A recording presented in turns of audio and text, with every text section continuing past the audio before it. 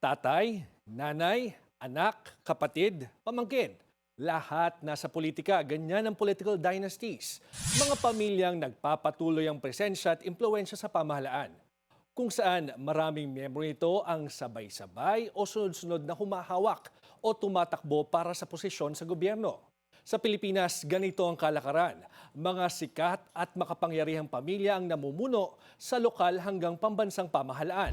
Ang presidente, mula sa makapangyarihang angka ng Marcos Romualdez ng Ilocos Region at Eastern Visayas.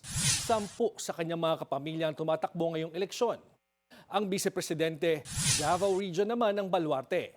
5 sa kanyang mga kaanak ang tumatakbo ngayong eleksyon. Ang Tulfo brand na kilalang kilala sa telebisyon, radyo at social media ay isa na ring dinastiya. 6 sa mga kaanak ni Senator Raffy Tulfo ang naghahangad ng posisyon sa gobyerno. 2 dito ay sa Senado. Mula naman sa pinakamayamang pamilya sa bansa, ang mga Villar. Bukod kay Senator Mark Villar, 5 pa sa kanyang mga kapamilyang tatakbo ngayong eleksyon, kasama na ang kanyang kapatid na si Camille Villar na naghahangad din ng pwesto sa Senate. Ang agimat ng Cavite, ang Revilla family. 6 ang tumatakbo na pinangungunahan ni re-electionist Senator Bong Revilla. Ang mga Tolentino naman ng Tagaytay, 5 rin ang tumatakbo ngayong eleksyon. Kasama na si re-electionist Senator Francis Tolentino. Si dating Senator Manny Pacquiao na nais magbalik Senado may at least 8 kamag-anak na tatakbo sa lalawigan ng Sarangani at South Cotabato ngayong 2025. Si dating Interior Secretary Benher Abalos na tumatakbo din sa pagkasenador, may 4 na kamag-anak na nag-aasam ng pwesto sa gobyerno. Ang mga Binay at mga Soto, may tig-3 miyembro ng pamilya na naghahangad din ng pwesto sa pamahalaan. Ayon sa datos na nakalap ng Philippine Center for Investigative Journalism o PCIJ, 8 sa bawat 10 district representatives ang mula sa political dynasty. At maging ang party-list groups na dapat nagre-representa ng marginalized sectors ng lipunan, abay, pinasok na rin ang mga political dynasties.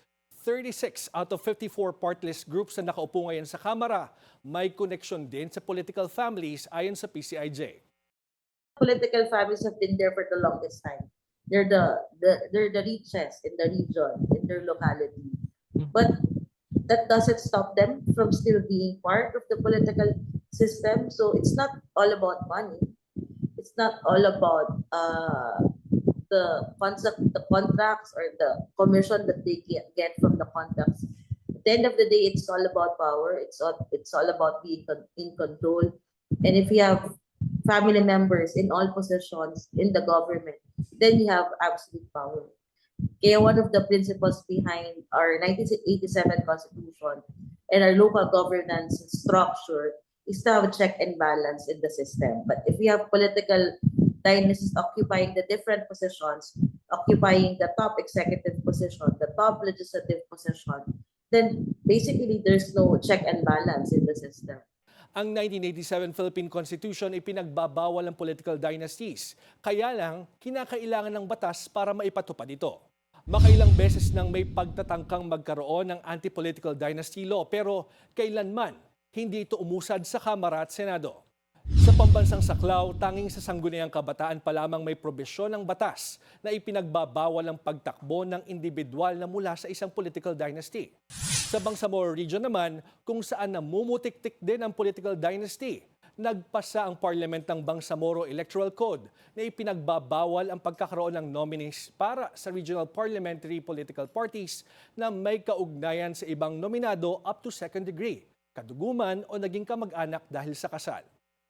At ang game changer sa Bangsamoro politics, ang Bangsamoro Local Government Code na nagbabawal sa mga magkakamag-anak na kumandidato sa anumang posisyon sa barangay, munisipyo, syudad at probinsya simula taong 2028. Hindi family reunion ng public service at lalong hindi ito pampamilyang kabuhayan. Kaya sa pagpili ng iboboto, paalala ng election watchdogs, maging mapanuri at matalino. Huwag magpadala sa kasikatan o impluensya ng pamilyang kinabibilangan ng isang kandidato dahil sa huli, kinabukasan mo at ng bansa ang nakasalalay sa mga pangalang isa-shade mo sa balota. Your Voice 2025, George Cahiles, Billionaire News Channel.